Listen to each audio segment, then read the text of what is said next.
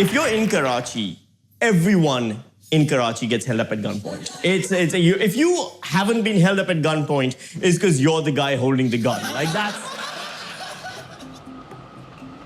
My name is Sami Shah. I came to Australia in 2012. I used to be a journalist and a comedian in Pakistan. Some of my columns and articles and comedy had kind of started pissing off the wrong people. Sami was threatened for making jokes about Islam. But online harassment respects no borders. And even in Melbourne, he found himself squarely in the firing line. It's like being held up at gunpoint in Karachi. If you haven't been abused on Twitter by someone with an egg for their icon, you're the guy doing the abusing at this point. Karachi is a city of 26 million people. Australia is a country of 24 million people. So whenever Australians are like, fuck off, we're full, I'm like, full of what? Like, what? Full of what? Answer. No. If you have an online presence, which because of the work I do, I kind of need to, otherwise I don't get ticket sales at my next comedy show, you just have to accept that you're going to cop abuse. Sami is not alone. Social media platforms are part of our everyday lives, connecting billions of us across the globe. But they've also become a potent tool for amplifying and sometimes weaponizing all of our worst instincts, unfettered and unregulated. Jacinta Parson and Sami Shah on ABC Radio Melbourne. I had the audacity to be the first brown guy doing a radio show. How dare I do that? So for 2 years, I was called a curry muncher. And then, and I had messages coming in going, what is this, Radio Bangladesh? The current system, the way we're working with online spaces, isn't working for anyone except white supremacists. In Australia, if you are black, brown, or from a minority, you are more likely to be abused, harassed, and receive hate speech online. In the past 5 years, there's also been an increase in anti-Muslim and anti-Semitic harassment, and rise in far-right extremism parallels the country's attempts to reckon with a rise in immigration, all of which has been amplified online. You Muslim whore, nobody invited you to Australia. Leave now before we behead your mother and bury you all with pigs. This is a tweet that I received in 2015, so sort of during the height of some of this abuse. My name is Mariam Vaisada. I'm a lawyer and diversity inclusion practitioner. It was in the context of doing a lot of advocacy work in the anti-racism space and specifically around Islamophobia that a lot of the online abuse started, and it's kind of continued since then. We're living in an era where divisive politics has successfully otherised diverse minority groups and normalised xenophobia against them. I was getting inundated with abuse through every social media platform that I was on.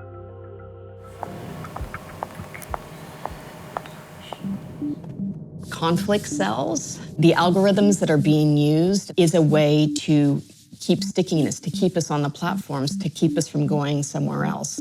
So there aren't really economic incentives for them to clean up their act, to be honest. Julie Inman-Grant is a former social media exec who now heads up the government's eSafety Commission, set up to protect Australians from online harms. I worked at Twitter for 2 years, and I really believed in the view that social media serves as a great leveler, and it will help elevate voices that have previously been unheard. But what I started to see day in and day out is that when unbridled or unfettered free speech borders into harassment and abuse, it effectively silences voices. And there were specific voices that were being silenced, and they were those of the vulnerable communities.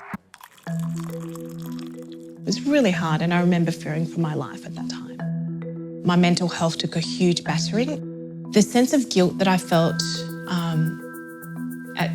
at the time, thinking that have I potentially put not just myself at risk, but my children, my husband. I think that in some ways actually hurt more. Miriam's case was nothing short of absolutely dehumanizing and crushing what an incredibly resilient human being. There's very little we could rely on legally. The authorities seem to not really have a grasp on social media abuse. I recall at the time some police attending my house and saying to me, "No, can you just not tweet? Can you just get off social media?" And I did that for a while. That is not the answer. Technology is evolving at such a rapid pace that policy has struggled to keep up. Governments around the world have been playing catch-up. But now, Australia is at the forefront of the fight. The 2021 Online Safety Bill will hold social media companies accountable for the safety of their platforms. Government will be able to fine the platforms $500,000 Australian for ignoring takedown requests. And trolls themselves will face fines of $111,000 Australian per post. Had Miriam had these pending adult cyber abuse laws at her disposal and had a regulator like the eSafety Commissioner, we would have taken down the content, and we would have had powers to fine content hosts up to $500,000 for each offense, but also to go after the perpetrators. That certainly is an incentive not to troll with impunity. Companies can either step up, raise the standards, and put safety at the forefront of what they do, or they can expect governments to tell them what and how to do it. Social media is a reflection of the world that we live in. We all contribute to that environment, and we need to take ownership and responsibility for how we contribute to that environment.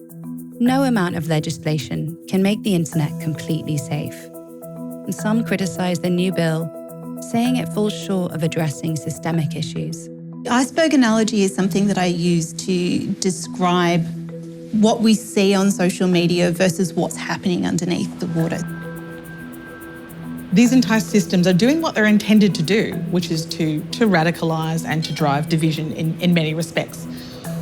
No amount of legislation, I believe, will be successful. We spend a lot of time putting policy at what we see above the water and then forgetting that we've just had the hull of our boat ripped out because we've hit the iceberg well before we got anywhere near that tip, right? So we need to be thinking more about what's the sort of networked environment that's happening under the water that's supporting some of this bad behaviour, and particularly if we're looking at online extremism. The other big issue we really need to address that this legislation does not really tackle is the broader systems of power that impact this space. So the systemic bias, the lack of diversity and inclusion in the rooms where these sort of systems are being designed, where policies are being set as well. Yes, the minorities of Australia, the people of colour of Australia are being left behind by government policy, as they always have been. We as individuals can't necessarily hold social media platforms to account, but governments can. There is broader work that needs to be done with ensuring that we're not giving a licence to hate speech. Yes, it would be nicer to go online and not be abused all the time. Yes, it would be nicer to not have, 8chan forums where white supremacists are trading clips of a mosque shooting. But we're still trying to figure out how to live in this world, this 21st century world of the internet being so integrated into our lives.